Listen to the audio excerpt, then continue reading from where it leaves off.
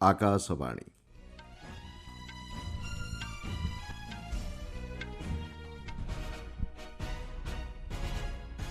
ସମ୍ବାଦ ପଢ଼ୁଛନ୍ତି ମଳୟ ରଞ୍ଜନ ମିଶ୍ର। ମୁଖ୍ୟ ସମ୍ବାଦ। ବିଭିନ୍ନ କ୍ଷେତ୍ରରେ ନବସୃଜନ ମାଧ୍ୟମରେ ସମାଧାନର ପନ୍ଥା ଉନ୍ମୁକ୍ତ ହୋଇପାରିବ କହିଲେ ପ୍ରଧାନମନ୍ତ୍ରୀ।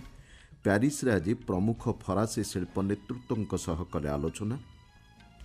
ସମବାୟ ବ୍ୟାଙ୍କିଂ, ଜୈବ ଉତ୍ପାଦ ଏବଂ ରପ୍ତାନୀ କ୍ଷେତ୍ରକୁ ସଶକ୍ତ କରିବା ଲକ୍ଷ୍ୟ ନେଇ ସ୍ୱରାଷ୍ଟ୍ରମନ୍ତ୍ରୀଙ୍କ ଅଧ୍ୟକ୍ଷତାରେ ନୂଆଦିଲ୍ଲୀରେ ହୋଇଛି ଉଚ୍ଚସ୍ତରୀୟ ବୈଠକ। PMVBRY ଯୋଜନା ଅଧୀନରେ ଆସନ୍ତାକାଲି ପ୍ରଧାନମନ୍ତ୍ରୀ ପ୍ରଦାନ କରିବେ ପ୍ରାୟ 2,400 କୋଟି ଟଙ୍କାର ପ୍ରୋତ୍ସାହନ ରାଶି। ନିଟ୍ ୟୁଜି ପୁନଃ ପରୀକ୍ଷା ପ୍ରସ୍ତୁତିର ସମୀକ୍ଷା କଲେ ଶିକ୍ଷାମନ୍ତ୍ରୀ।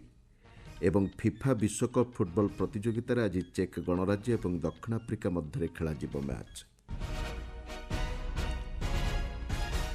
ପ୍ରଧାନମନ୍ତ୍ରୀ ନରେନ୍ଦ୍ର ମୋଦି କହିଛନ୍ତି, ପାରମ୍ପରିକ ପଦ୍ଧତିଗୁଡ଼ିକ ବିଫଳ ହେଉଥିବା କ୍ଷେତ୍ରରେ ନବସୃଜନ ସମାଧାନର ପନ୍ଥା ପ୍ରଦାନ କରିପାରିବ। ପ୍ୟାରିସ୍ରେ ଭିଭାଟେକ୍ 2026 ସମ୍ମିଳନୀକୁ ସମ୍ବୋଧନ କରି ଶ୍ରୀ ମୋଦି ଡିଜିଟାଲ ଆର୍ଥିକ କାରବାର, ଆର୍ଥିକ ସମାବେଶୀ, ଶିକ୍ଷା, ସ୍ୱାସ୍ଥ୍ୟସେବା ଏବଂ କୃଷି ଭଳି କ୍ଷେତ୍ରରେ ଭାରତର ଦ୍ରୁତ ପ୍ରଯୁକ୍ତି ଆଧାରିତ ପରିବର୍ତ୍ତନ ଉପରେ ଆଲୋକପାତ କରିଛନ୍ତି। ଭାରତର ମହାକାଶ ପ୍ରଯୁକ୍ତି ଏବଂ ପରମାଣୁ ଶକ୍ତି କ୍ଷେତ୍ରର ସଫଳତା ମାଧ୍ୟମରେ ମାନବ ଦକ୍ଷତାର ସୀମା ବ୍ୟାପକ ହୋଇଛି ବୋଲି ଶ୍ରୀ ମୋଦି କହିଛନ୍ତି। ପ୍ରଯୁକ୍ତିବିଦ୍ୟା ସମସ୍ତଙ୍କ ପାଇଁ ସୁଗମ ହେବା ଉପରେ ଗୁରୁତ୍ୱ ପ୍ରଦାନ କରି ଶ୍ରୀ ମୋଦି କହିଛନ୍ତି, କୃତ୍ରିମ ବୁଦ୍ଧିମତ୍ତା ସମସ୍ତଙ୍କୁ ଅନ୍ତର୍ଭୁକ୍ତ କରିବା ଦୃଷ୍ଟିକୋଣ ନେଇ ଭାରତ କୃତ୍ରିମ ବୁଦ୍ଧିମତ୍ତା କ୍ଷେତ୍ରରେ କାର୍ଯ୍ୟ କରୁଛି। ଭାରତ ୟୁରୋପୀୟ ସଂଘ ମୁକ୍ତ ବାଣିଜ୍ୟ ଚୁକ୍ତିନାମା ଉପରେ ଆଲୋକପାତ କରି ଶ୍ରୀ ମୋଦି କହିଛନ୍ତି, ବାଣିଜ୍ୟ, ନିବେଶ, ପ୍ରଯୁକ୍ତି ଆଦାନ ପ୍ରଦାନ ଏବଂ ପର୍ଯ୍ୟଟନ କ୍ଷେତ୍ରକୁ ଏହା ଅଧିକ ଗତିଶୀଳ କରିବ। ବିଶ୍ୱସ୍ତରୀୟ ଗବେଷକ ଏବଂ ନିବେଶକଙ୍କୁ ଭାରତ ସହିତ କାମ କରିବାକୁ ସେ ଆହ୍ୱାନ ଦେଇଛନ୍ତି। ପ୍ରଧାନମନ୍ତ୍ରୀ ନରେନ୍ଦ୍ର ମୋଦି ଆଜି ପ୍ୟାରିସ୍ରେ ପ୍ରମୁଖ ଫରାସୀ ଶିଳ୍ପ ନେତୃତ୍ୱଙ୍କ ସହ ଆଲୋଚନା କରିଛନ୍ତି। ସାମୁଦ୍ରିକ ଭିତ୍ତିଭୂମି, ଉତ୍ପାଦନ, କୃତ୍ରିମ ବୁଦ୍ଧିମତ୍ତା ଏବଂ ସ୍ଥାୟିତ୍ୱ ଆଦି ବିଭିନ୍ନ ପ୍ରସଙ୍ଗରେ ମତ ବିନିମୟ ହୋଇଛି। ବୈଠକ ପରେ ଆକାଶବାଣୀ ସହ ଆଲୋଚନା କାଳରେ କେତେକ କମ୍ପାନୀର ମୁଖ୍ୟ କାର୍ଯ୍ୟନିର୍ବାହୀ ଅଧିକାରୀ ଭାରତରେ ବୃଦ୍ଧି ପାଉଥିବା ସୁଯୋଗ ଉପରେ ଆଲୋକପାତ କରିବା ସହ ସମ୍ପର୍କ ବୃଦ୍ଧି ନେଇ କମ୍ପାନୀ ତରଫରୁ ଗ୍ରହଣ କରାଯିବାକୁ ଥିବା ଯୋଜନା ଉପରେ ସୂଚନା ପ୍ରଦାନ କରିଛନ୍ତି।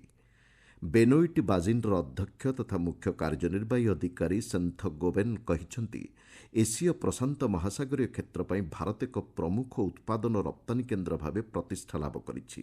ଶୂନ୍ୟ ଅଙ୍ଗାରକାମ୍ଳ ନିର୍ଗମନ ଏବଂ ଶକ୍ତି ଦକ୍ଷତା ବିକାଶ କ୍ଷେତ୍ରରେ ତାଙ୍କ କମ୍ପାନୀ ନିବେଶ କରିବା ପାଇଁ ବିଚାର କରୁଛି ବୋଲି ସେ ସୂଚନା ଦେଇଛନ୍ତି।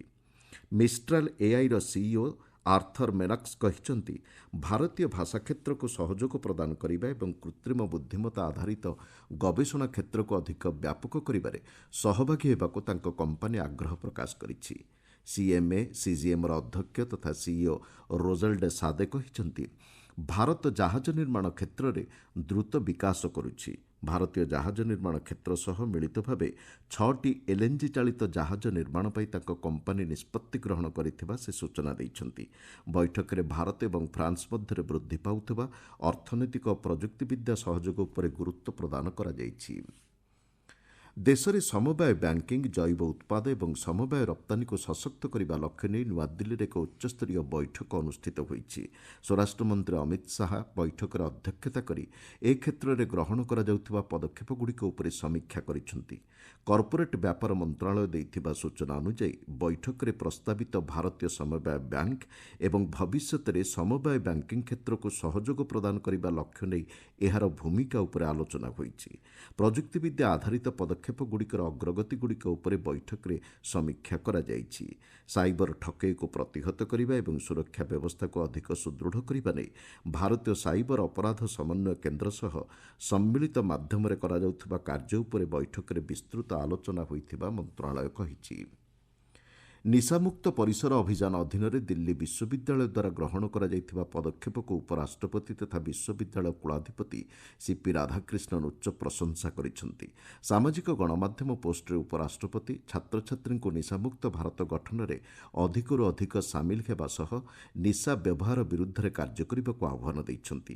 ଶ୍ରୀ ରାଧାକ୍ରିଷ୍ଣନ ଚଳିତ ବର୍ଷ ଆରମ୍ଭରେ ବିଶ୍ୱବିଦ୍ୟାଳୟରେ ନିଶାମୁକ୍ତ କ୍ୟାମ୍ପସ ଅଭିଯାନ ଏବଂ ଇ ପ୍ରତିଜ୍ଞା ପ୍ଲାଟଫର୍ମର ଶୁଭାରମ୍ଭ ଉପରେ ଏହି ଅବସରରେ ଆଲୋକପାତ କରିଛନ୍ତି। 53,000ରୁ ଅଧିକ ଛାତ୍ରଛାତ୍ରୀ ଏଥିପାଇଁ ସାମୂହିକ ପଦକ୍ଷେପ ମାଧ୍ୟମରେ ନିଶାମୁକ୍ତ ପରିସର ପାଇଁ ପ୍ରତିଜ୍ଞାବଦ୍ଧ ହୋଇଥିବା ଶ୍ରୀ ରାଧାକ୍ରିଷ୍ଣନ କହିଛନ୍ତି। ଏଭଳି ପଦକ୍ଷେପ ଏକ ସୁସ୍ଥ, ସଶକ୍ତ ଏବଂ ସମୃଦ୍ଧ ରାଷ୍ଟ୍ର ଗଠନରେ ଗୁରୁତ୍ୱପୂର୍ଣ୍ଣ ସାବ୍ୟସ୍ତ ହେବ ବୋଲି ଉପରାଷ୍ଟ୍ରପତି କହିଛନ୍ତି। ଆପଣମାନେ ସମ୍ବାଦ ଶୁଣୁଛନ୍ତି ଆକାଶବାଣୀରୁ। ପ୍ରଧାନମନ୍ତ୍ରୀ ନରେନ୍ଦ୍ର ମୋଦି ଆସନ୍ତାକାଲି ନୂଆଦିଲ୍ଲୀରେ ଏକ ସ୍ୱତନ୍ତ୍ର କାର୍ଯ୍ୟକ୍ରମରେ ପ୍ରଧାନମନ୍ତ୍ରୀ ବିକଶିତ ଭାରତ ରୋଜଗାର ଯୋଜନା PMVVRY ଅଧୀନରେ ପ୍ରାୟ 2,400 କୋଟି ଟଙ୍କାର ପ୍ରୋତ୍ସାହନ ରାଶି ପ୍ରଦାନ କରିବେ। ପ୍ରଧାନମନ୍ତ୍ରୀଙ୍କ କାର୍ଯ୍ୟାଳୟ ପକ୍ଷରୁ ମିଳିଥିବା ସୂଚନା ଅନୁଯାୟୀ ଏହି ଅର୍ଥ ପ୍ରଦାନ କେନ୍ଦ୍ର ସରକାରଙ୍କ ପ୍ରମୁଖ ନିଯୁକ୍ତିଭିତ୍ତିକ ପ୍ରୋତ୍ସାହନ ଯୋଜନାର କାର୍ଯ୍ୟକାରିତା କ୍ଷେତ୍ରରେ ଏକ ଗୁରୁତ୍ୱପୂର୍ଣ୍ଣ ଉପଲବ୍ଧି। ଦେଶବ୍ୟାପୀ ଅଦ୍ୟାବଧି ଏହି ଯୋଜନା ଅନ୍ତର୍ଗତ 15 ଲକ୍ଷ ହିତାଧିକାରୀଙ୍କୁ ନିଯୁକ୍ତି ପାଇବାରେ ସହାୟତା ମିଳିପାରିଛି। ଯୋଜନାରେ କର୍ମକ୍ଷେତ୍ରରେ ପ୍ରବେଶ କରୁଥିବା ନୂତନ କର୍ମଚାରୀଙ୍କୁ ସହାୟତା ପ୍ରଦାନ କରିବା ପାଇଁ 15,000 ଟଙ୍କା ପର୍ଯ୍ୟନ୍ତ ପ୍ରୋତ୍ସାହନ ରାଶି ମିଳିବ। ଗତବର୍ଷ ଅଗଷ୍ଟ ମାସ ପହିଲାରୁ କାର୍ଯ୍ୟକାରୀ ହୋଇଥିବା ଏହି ଯୋଜନାରେ ସମୁଦାୟ 99,446 କୋଟି ଟଙ୍କାର ବ୍ୟୟ ବରାଦ କରାଯାଇଛି। 2 ବର୍ଷ ମଧ୍ୟରେ 3 କୋଟି 50 ଲକ୍ଷରୁ ଉର୍ଦ୍ଧ୍ୱ ରୋଜଗାର ସୃଷ୍ଟିକୁ ପ୍ରୋତ୍ସାହିତ କରିବା ଲକ୍ଷ୍ୟ ରହିଛି, ଯେଉଁଥିରେ କର୍ମକ୍ଷେତ୍ରରେ ନୂତନ ନିଯୁକ୍ତି ପାଇଥିବା ପ୍ରାୟ 1 କୋଟି 92 ଲକ୍ଷ ନୂତନ କର୍ମଚାରୀ ସାମିଲ ଅଛନ୍ତି। ନିଟ୍ ୟୁଜି ପୁନଃ ପରୀକ୍ଷା ପ୍ରସ୍ତୁତି ନେଇ ଶିକ୍ଷାମନ୍ତ୍ରୀ ଧର୍ମେନ୍ଦ୍ର ପ୍ରଧାନଙ୍କ ଅଧ୍ୟକ୍ଷତାରେ ଏକ ଉଚ୍ଚସ୍ତରୀୟ ସମୀକ୍ଷା ବୈଠକ ଆଜି ଅନୁଷ୍ଠିତ ହୋଇଛି। ପରୀକ୍ଷା ପ୍ରକ୍ରିୟାରେ ସ୍ୱଚ୍ଛତା, ସଚ୍ଚୋଟତା ଏବଂ ଦକ୍ଷତାର ସର୍ବୋଚ୍ଚ ମାନଦଣ୍ଡ ବଜାୟ ରଖିବା ଉପରେ ମନ୍ତ୍ରୀ ଶ୍ରୀ ପ୍ରଧାନ ଗୁରୁତ୍ୱ ପ୍ରଦାନ କରିଛନ୍ତି। ମୁକ୍ତ ଓ ନିରପେକ୍ଷ ପରୀକ୍ଷା ପରିଚାଳନା ପାଇଁ ସମସ୍ତ ଆବଶ୍ୟକୀୟ ପଦକ୍ଷେପ ସୁନିଶ୍ଚିତ କରିବାକୁ ଶ୍ରୀ ପ୍ରଧାନ ବିଭାଗୀୟ ଅଧିକାରୀଙ୍କୁ ନିର୍ଦ୍ଦେଶ ଦେଇଛନ୍ତି। ପରୀକ୍ଷାର୍ଥୀଙ୍କୁ ଚାପମୁକ୍ତ ପରିବେଶ ତଥା ପରୀକ୍ଷା କେନ୍ଦ୍ରରେ ସମସ୍ତ ପ୍ରକାର ମୌଳିକ ସୁବିଧା ସୁଯୋଗ ପ୍ରଦାନ ସୁନିଶ୍ଚିତ କରିବାକୁ ରାଜ୍ୟ ଓ କେନ୍ଦ୍ରଶାସିତ ଅଞ୍ଚଳଗୁଡ଼ିକୁ ପରାମର୍ଶ ଦିଆଯାଇଛି। ଜାତୀୟ ପରୀକ୍ଷଣ ସଂସ୍ଥା NTAର ନିର୍ଦ୍ଦେଶକ ଜେନେରାଲ ଅଭିଷେକ ସିଂ ବୈଠକରେ ସୂଚନା ଦେଇ କହିଛନ୍ତି, ପରୀକ୍ଷାର ସୁଗମ ପରିଚାଳନାକୁ ସୁନିଶ୍ଚିତ କରିବା ଲକ୍ଷ୍ୟ ନେଇ ଜିଲ୍ଲା ପ୍ରଶାସନ, ରାଜ୍ୟ ପୁଲିସ ବିଭାଗ ଏବଂ ଗୁଇନ୍ଦା ସଂସ୍ଥାଗୁଡ଼ିକ ସହିତ NTA ସମନ୍ୱିତ ଭାବେ କାର୍ଯ୍ୟ କରୁଛି। ଶିକ୍ଷା ମନ୍ତ୍ରଣାଳୟ, ରାଜ୍ୟ ଓ କେନ୍ଦ୍ରଶାସିତ ଅଞ୍ଚଳଗୁଡ଼ିକର ପ୍ରତିନିଧି, ଜାତୀୟ ପରୀକ୍ଷଣ ସଂସ୍ଥା ଏବଂ ଉଚ୍ଚଶିକ୍ଷା ପ୍ରତିଷ୍ଠାନର ବରିଷ୍ଠ ଅଧିକାରୀ ଏହି ବୈଠକରେ ଯୋଗ ଦେଇଥିଲେ। ଆସନ୍ତା 21 ତାରିଖରେ ନିଟ୍ ୟୁଜି ପୁନଃ ପରୀକ୍ଷା ଅନୁଷ୍ଠିତ ହେବ। ଦେଶବ୍ୟାପୀ ଜଙ୍ଗଲ ଏବଂ ପ୍ରାକୃତିକ ପରିସଂସ୍ଥାନର ସୁରକ୍ଷା ଉପରେ ସୁପ୍ରିମକୋର୍ଟ ଗୁରୁତ୍ୱ ପ୍ରଦାନ କରିଛନ୍ତି। ପ୍ରଧାନ ବିଚାରପତି ଜଷ୍ଟିସ୍ ସୂର୍ଯ୍ୟକାନ୍ତଙ୍କ ଅଧ୍ୟକ୍ଷତାରେ ଗଠିତ ଖଣ୍ଡପୀଠ କହିଛନ୍ତି, ଝାଡ଼ଖଣ୍ଡ ଭଳି ରାଜ୍ୟରେ ପ୍ରଚୁର ପ୍ରାକୃତିକ ସମ୍ପଦ ଭରି ରହିଛି ଏବଂ ଏହାର ସଂରକ୍ଷଣ କରାଯିବା ଉଚିତ। ଜଙ୍ଗଲ ଅଞ୍ଚଳ ନିକଟରେ ପଥର ଖଣି ଏବଂ ପଥର କ୍ରସର ସ୍ଥାପନ ନେଇ ଝାଡ଼ଖଣ୍ଡ ହାଇକୋର୍ଟଙ୍କ ଆଦେଶ ବିରୁଦ୍ଧରେ ଆଗତ ଏକ ଆବେଦନର ଶୁଣାଣି କରି ଖଣ୍ଡପୀଠ ଏହା କହିଛନ୍ତି। ଝାଡ଼ଖଣ୍ଡ ରାଜ୍ୟ ପ୍ରଦୂଷଣ ନିୟନ୍ତ୍ରଣ ବୋର୍ଡ ପକ୍ଷରୁ ସୁପ୍ରିମକୋର୍ଟରେ ଏହି ଆବେଦନ ଦାଖଲ କରାଯାଇଛି। ଝାଡ଼ଖଣ୍ଡ ହାଇକୋର୍ଟ ଏହି ମାମଲାର ଯାଞ୍ଚ କରିଛନ୍ତି। ହାଇକୋର୍ଟଙ୍କ ସାମ୍ବିଧାନିକ ଅଧିକାର ଉପରେ ଗୁରୁତ୍ୱ ପ୍ରଦାନ ସହ ଏହି ଆବେଦନ ଉପରେ ହସ୍ତକ୍ଷେପ କରାଯାଇପାରିବ ନାହିଁ ବୋଲି ଖଣ୍ଡପୀଠ ସ୍ପଷ୍ଟ କରିଛନ୍ତି। ପ୍ରଦୂଷଣ ନିୟନ୍ତ୍ରଣ ବୋର୍ଡକୁ ଆବେଦନ ପ୍ରତ୍ୟାହାର କରିବାକୁ ଖଣ୍ଡପୀଠ ଅନୁମତି ପ୍ରଦାନ କରିଛନ୍ତି। ପରିବେଶ ସୁରକ୍ଷା ପାଇଁ ଝାଡ଼ଖଣ୍ଡ ହାଇକୋର୍ଟ ଜଙ୍ଗଲ ପରିସୀମାଠାରୁ ନିର୍ଦ୍ଦିଷ୍ଟ ଦୂରତ୍ୱ ପରେ ପଥର ଖଣି ଏବଂ ପଥର କ୍ରସର କାର୍ଯ୍ୟକୁ ସୀମିତ ରଖିଥିଲେ। ଚଳିତ ଆର୍ଥିକ ବର୍ଷରେ ଯୋଗ୍ୟ ଅନୁସୂଚିତ ଜାତି ଓ ଛାତ୍ରଛାତ୍ରୀଙ୍କୁ ବୃତ୍ତି ପ୍ରଦାନ ରେକର୍ଡ ପରିମାଣ ବୃଦ୍ଧି ପାଇଛି ବୋଲି ସାମାଜିକ ନ୍ୟାୟ ଓ ସଶକ୍ତିକରଣ ମନ୍ତ୍ରଣାଳୟ କହିଛି। ମାଟ୍ରିକ ପରବର୍ତ୍ତୀ ଛାତ୍ରବୃତ୍ତି ଯୋଜନା ଅଧୀନରେ ଅନୁସୂଚିତ ଜାତିର 47 ଲକ୍ଷରୁ ଅଧିକ ଛାତ୍ରଛାତ୍ରୀଙ୍କୁ 6,208 କୋଟିରୁ ଅଧିକ ଟଙ୍କା ବୃତ୍ତି ପ୍ରଦାନ କରାଯାଇଛି ବୋଲି ମନ୍ତ୍ରଣାଳୟ କହିଛି।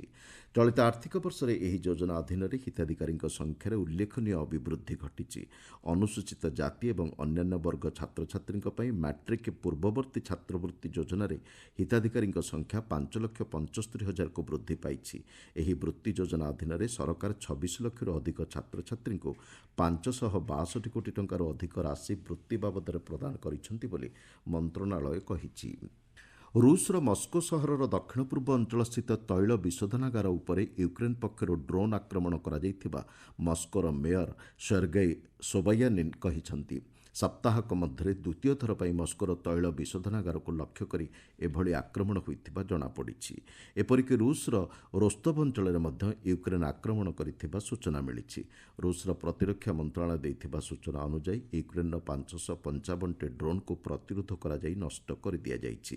ଆକ୍ରମଣ ପରେ ମସ୍କୋର 4ଟି ବିମାନ ବନ୍ଦରକୁ ଉଡ଼ାଣରୁ ବନ୍ଦ ରଖାଯାଇଥିବା ରୁଷର ପରିବହନ ମନ୍ତ୍ରଣାଳୟ ସୂଚନା ଦେଇଛି। ରୁଷର ସରକାରୀ ଗଣମାଧ୍ୟମ କହିଛି, ଚଳିତ ବର୍ଷର ଏହା ହେଉଛି ସବୁଠାରୁ ବଡ଼ ଆକ୍ରମଣଗୁଡ଼ିକ ମଧ୍ୟରୁ ଗୋଟିଏ। ଫିଫା ବିଶ୍ୱକପ୍ ପ୍ରତିଯୋଗିତାରେ ଆଜି ଗ୍ରୁପ୍ ଏ ପର୍ଯ୍ୟାୟ ମ୍ୟାଚ୍ରେ ଚେକ୍ ଗଣରାଜ୍ୟ ଏବଂ ଦକ୍ଷିଣ ଆଫ୍ରିକା ମଧ୍ୟରେ ମ୍ୟାଚ୍ ଖେଳାଯିବ। ଆମେରିକାର ଆଟଲାଣ୍ଟା ଷ୍ଟାଡିୟମ୍ଠାରେ ଏହି ମ୍ୟାଚ୍ ଭାରତୀୟ ସମୟ ରାତି 9:30ରେ ଆରମ୍ଭ ହେବ। ରାତି 12:30ରେ ଗ୍ରୁପ୍ ବି ପର୍ଯ୍ୟାୟରେ ଏକ ମ୍ୟାଚ୍ରେ ଲସ୍ ଆଞ୍ଜେଲସ୍ଠାରେ ସୁଇଜରଲ୍ୟାଣ୍ଡ ଏବଂ ବୋସ୍ନିଆ ହର୍ଜେଗୋଭିନା ମଧ୍ୟରେ ମ୍ୟାଚ୍ ଖେଳାଯିବ। ପୂର୍ବରୁ ଗ୍ରୁପ୍ ଏ ପର୍ଯ୍ୟାୟରେ ଏକ ମ୍ୟାଚ୍ରେ କଲମ୍ବିଆ 3-1 ଗୋଲ୍ରେ ଉଜ୍ବେକିସ୍ତାନକୁ ପରାସ୍ତ କରିଛି। ଗ୍ରୁପ୍ ଏଲ୍ ପର୍ଯ୍ୟାୟରେ ଏକ ମ୍ୟାଚ୍ରେ ପାନାମାକୁ 1-0 ଗୋଲ୍ରେ ଘାନା ପରାସ୍ତ କରିଛି।